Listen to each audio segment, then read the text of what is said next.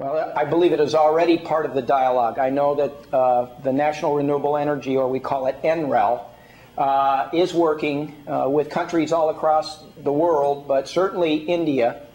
In Colorado, we have a number of small businesses that have been spawned, have grown out of research that has been done at the National Renewable Energy Lab.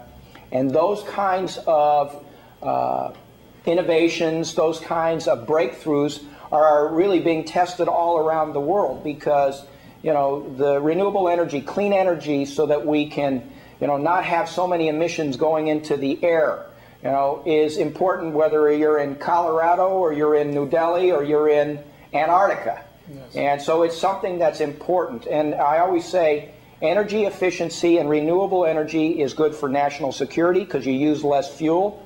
It's good for the environment, and it's good for jobs. It's the kind of thing that will really put a lot of people back to work with good paying jobs.